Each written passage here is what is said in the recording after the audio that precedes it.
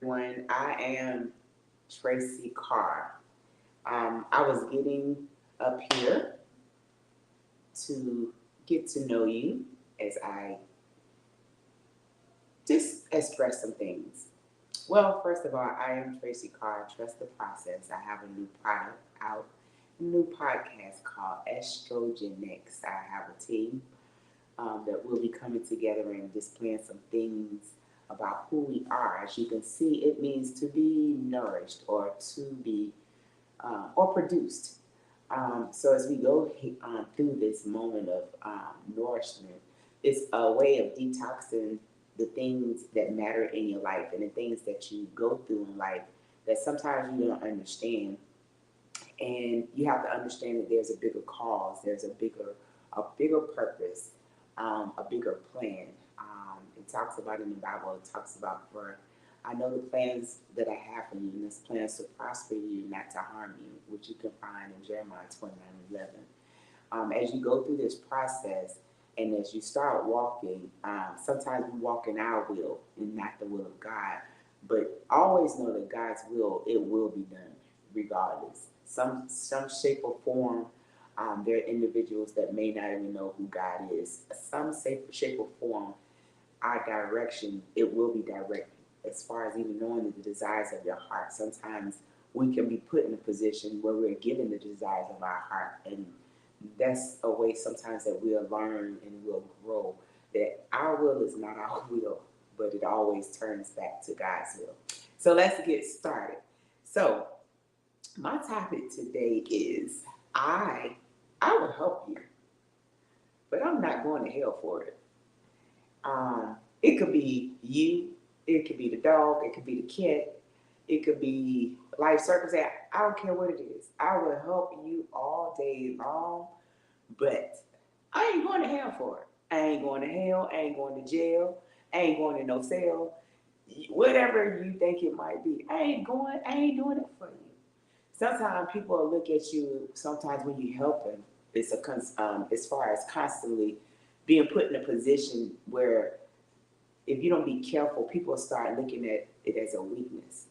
And when I say a weakness, what happens is they'll go to come to you, and it's financially. They'll come to you sometimes as far as mentally. They'll come to you spiritually. They'll come to you with damaged goods. They'll come to you with their baggage. They'll come with you to you for to affirm them, affirmations. They'll come for love, health, strength. They'll come for sexual transactions. If you understand a part of I will help you, what does that really look like? When you have a heart to help people, once again, sometimes people look at it as a weakness. It doesn't mean necessarily that it is a weakness. It means that you just have a heart that cares for people. And I'm going to tell you something that I've learned. When you talk about a heart that cares for people, think about something. A lot of people have been through these life circumstances. Let's talk about childhood, where you were lacking something. And when you lack something, you try to fill a void. You try to fulfill a need. And sometimes a lot of people who help people, they're fulfilling a need. It makes them feel complete. It makes them feel whole. It makes them feel like, I did something. Sometimes people want to be appreciated. That's why they help. But I always say this: if I'm going to help you, why do I need an explanation? Why do I have to go broadcast it? Even in the Word of God, it tells you that if you help somebody, it's no need for you to go broadcast it, because if you broadcast it, your intentions are not good. They are just saying that I did it so I can go out and tell people who I really am, or I did that because I have it. And a lot of times, people who do give, they really don't have it. They just have a heart. So when you're dealing with certain things in life, you always got to understand that we give things because we have a heart to do it. Sometimes our heart is saying no, and sometimes we get upset because we don't want to do it, but because the passion that lives inside of us um, is displayed. And sometimes we might come off as hard, we might come off as cold, and it's not that. But even a person that gives, they get tired as well. Sometimes a person that gives, they need, but they're too selfish to just open up their mouth and saying, I need as well. So what do you do when you help somebody, but it's a place where I'm helping you, but I can go to hell for you? You know, when I talk about that, we can go to standards as far as how we're supposed to live for God and how we're supposed to do things, and we live off of the word of God. Sometimes we put ourselves in places and positions that God didn't even desire for us to do, but we did it for ourselves because of the voice. Um, I even think about the lady with the issue of blood, the circumstances that she went through, as far as the bleeding and the things that she went through, as far as the embarrassment, as far as wanting to be loved, as far as wanting somebody. And I had to think about her position. If she was bleeding for so long, what was her real position? People looked at her as an outcast. How many people today, as far as what we do, as far as where do our help come from? We're embarrassed. We are ashamed, guilt. We're dealing with things that have governed us as far as even our childhood. And when I say our childhood, I'm speaking of this. We're still stuck. We're stuck off of the situations that the life circumstances has caused us to become something that we aren't. We have built ourselves up off of the situation and not who we have become. And when I say that, let me break this down for you. So if I'm a 9-year-old, if I'm 10 years old, or even when I was born and I dealt with abuse, and if I deal with rebellion, I'm still going to have some of that character, but I let it define who I am. Knowing that I'm very humble. I have a great heart. I love people. But when those triggers hit, it shifts. How do I walk into that? Because I'm helping someone, and now it has become a trigger. I will help you, but I won't go to hell for you. The difference is this. I'm living a life off of fear. That false evidence that is appearing to be real. And what I'm doing is I'm taking it and I'm putting it into my circumstances. So the love that I have now shifted to the trigger. So now you're seeing the other side. I'm causing myself to go to hell because of my behavior. How do I trust that process? Well, first of all, in that process, you don't allow the bad to define who you are. Don't even allow the good to define. Find your purpose and intent and allow God to be the processor. Pay attention, be still, and know that I am God. If you be still long enough, you'll start getting the fact that those situations were only there to build you and make you stronger. Stop seeking from a word from people that you know. Stop seeking from yes people. Accept the no people.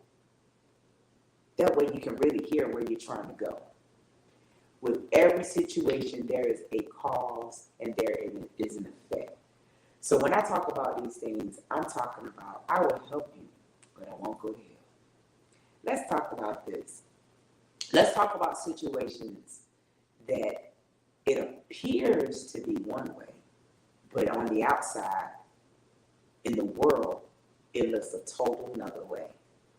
What I've learned is a lot of times you have to have a time, a place, and a space. And when you deal with time waits on no man. Let's deal with time. Time does not expose everything at one time. Time exposes time when it's supposed to expose time. Places, people, and things, they can be triggers.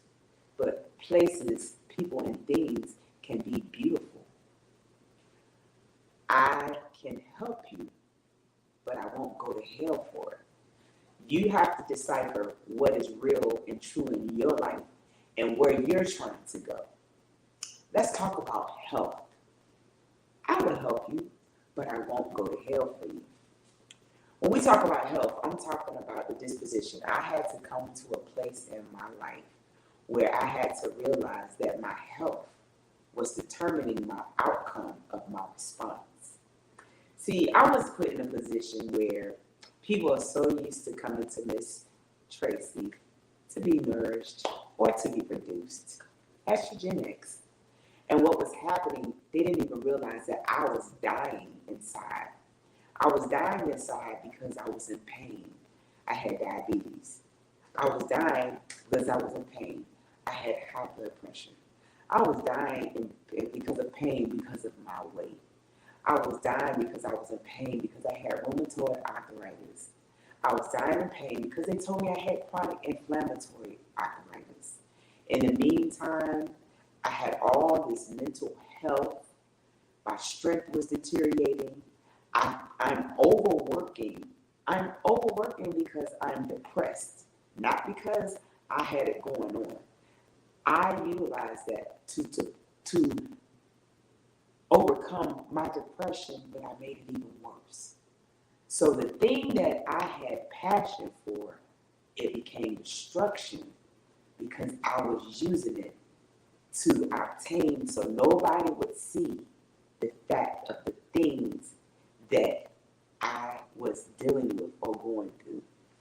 And so one day I woke up and I couldn't move. The doctors told me sooner or later that I probably would, but it was the stress.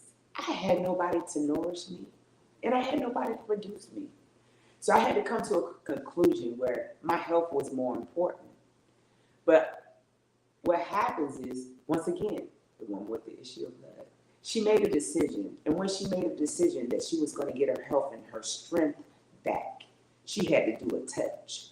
So in this process, what I had to do was do a touch where God allowed me to rest in him. And when I say rest in him, I'm talking about the peace that surpasses all understanding. And when I went through that process of being nourished and produced by him, because I wanted to be on God's branch. I mean, you know that tree that's planted. I wanted to be on that tree with God.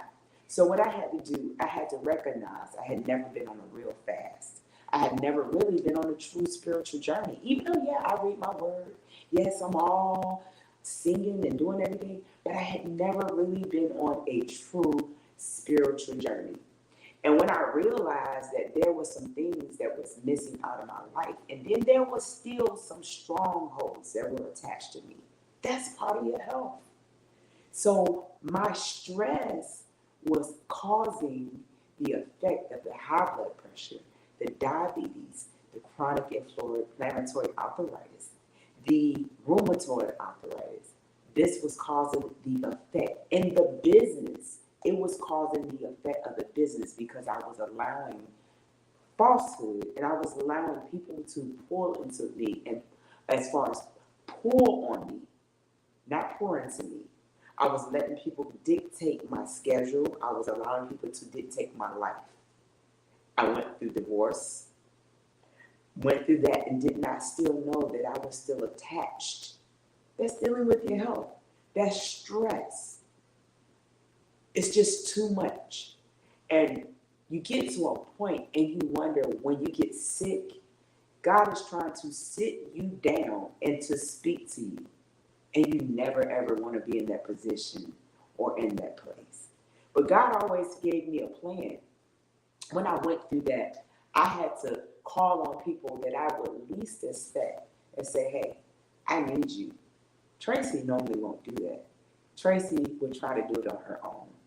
So in that process, I didn't realize that God was already opening up that floodgate for me.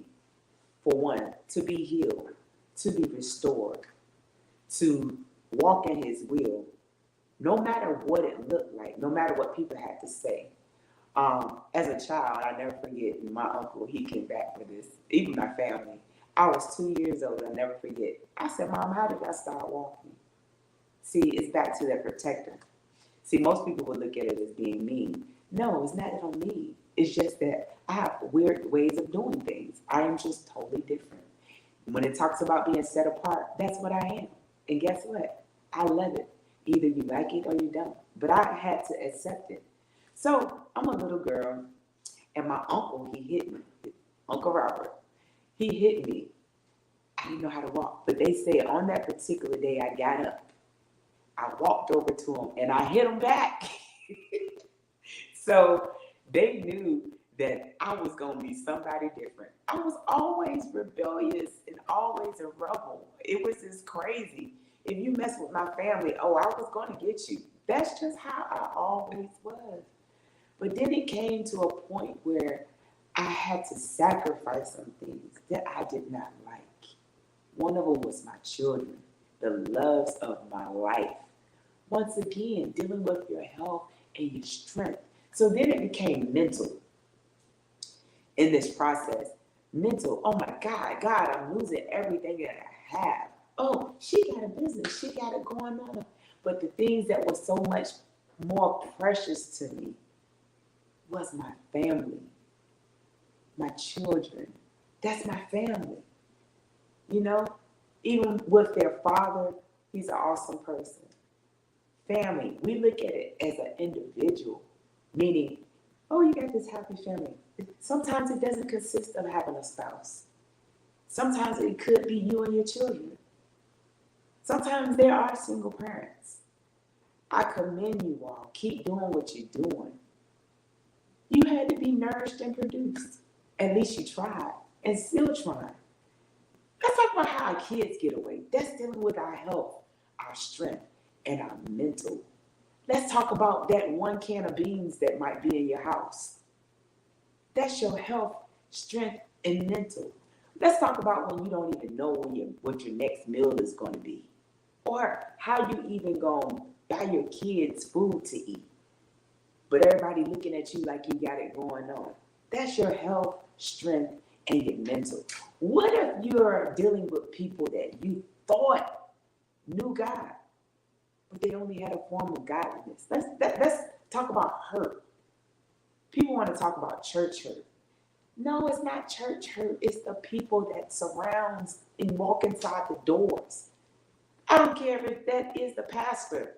He has issues. She has issues. First ladies have issues. They have to be nourished and produced. Back to, I will help you, but I won't go to hell for it.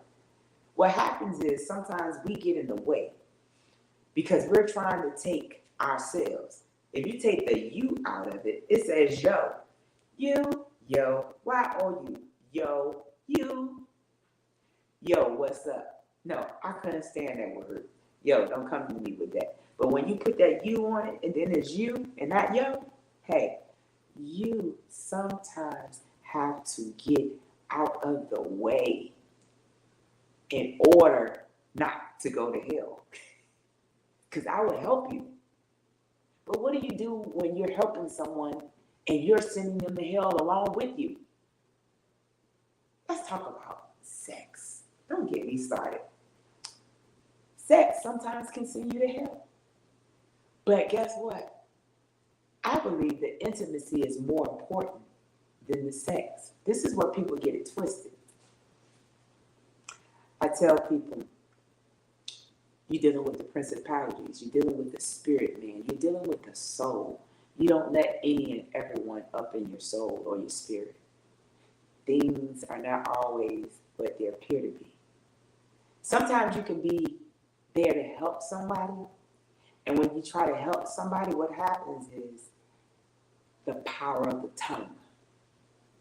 Words start coming out of people's mouths that they didn't even mean, but they said it. The devil knew the plan before you even did, because people open up their mouths and they speak. I would help you, but I won't go to hell for you. You hear that? They have spoken words into existence, and then they get mad at you for speaking it. No, you spoke it. The devil grabbed hold, and he said, God, let's see, can they handle it? No, you can't handle it. That's the part that we're not getting. I will help you, but I won't go to hell for you. But what do you do when you're in people's space and place and you're helping them? And you're the one that's sending them to hell. Your relationship is sending them to hell. The way you went about doing business sent them to hell. The way you come back home and put them keys in the door is sending you to hell. The mixed messages that you speak and that you're sending is sending them to hell. Not knowing when your assignment is over with is sending them to hell, because now you're dealing with emotions. You're dealing with mentality. You're dealing with the spirit, man. And God did not intend on any of that. Now your will is being done, not God's will. Now the nourishment is gone and the production is gone. So Estrogen X is here to help. So when you go through these life circumstances in this process, if you truly love God, avoid all extremes. From time to time, I've heard people say that there were individuals that were so spiritual minded that they were no earthly good, while others condemned individuals for being so earthly minded that they were no heavenly good. Isn't that interesting? It wasn't until I paid close attention to what individuals say in conversations that I understood how people fit in those two statements. You may ask one person how they are doing, and there is always, blessed of the Lord, highly favored, too blessed to be stressed, even though there may be difficulties in their lives. On the other end, when you meet another individual, they all talk about is what they are going through. Did you meet anybody like that? Who makes them sick or negative opinions on every subject? They never mention God or show any signs that indicate a relationship with anyone, with God, or just someone special in their lives. I was about to take sides until God directed me to Ecclesiastes 7 in its entirety, that I give you the thought to ponder on and to think about. I will not write all the chapters, but I will summarize this thought by simply stating that a balanced life will keep you from thinking more of yourself than you ought to. It will also help you stop thinking of yourself than you truly are. Remember, I will help you, but I won't go to hell for you. It is good to grasp the one and not let go of the other. For man or woman who truly fears and respects God will avoid all extremes. Be sure to run with someone you know. God, yourself, and maybe your family, maybe not. I will help you, but I won't go to hell for you. So in this process of learning and growing, I have so much more I can talk to you. I just wanted to give you a snippet, and I'm not finished with this subject. Don't allow circumstances that have taken you through life to define who you are. And when I say define who you are, I'm talking about this. I'm talking about you can be bipolar, you can be schizophrenic, you can be an addict, you can be on drugs, you can be a sex addict, you can be all those things. You can be all those things, but don't let it define the outcome of who God wants you to be. Just be. Be the best that you can be. I'll help you, but I won't go to hell for you. Yes, there are some underlying statements that I have made in this subject because I'm going to go deeper, but I'm just trying to take you a little slow. You know, when I have my people up here with me. So I'm just giving you a little snippet. But in the meantime, trust God. Trust the process. Trust all that you do. You know, and going through these life circumstances, there are some things that I want you to start thinking about. I'm looking for something that I kind of wrote in my notes here. And when one of the things I talked about or thought about was when you talk about living here, and it's a situation or a place that is extremely unpleasant. If I'm helping you, I don't want to be in a place where it's extremely unpleasant, because I ain't trying to go to hell for you. I just want to live life. Extremely pleasant is you bringing your trash, debris, and your baggage to me. I can help you, but I ain't trying to go to hell for you, because I'm going to be mad because I'm dealing with your mess. Don't bring it to me. When you bring your chaos, I'll help you, but I ain't going to hell for you. Don't let it define who you are. Deal with it.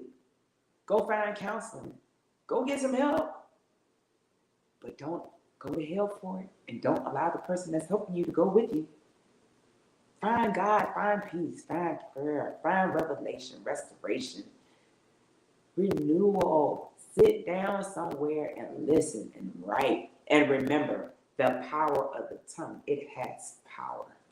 So I will be because God says that I will be. I am who I am because what God says that I am, not the circumstances. Be all that you can be.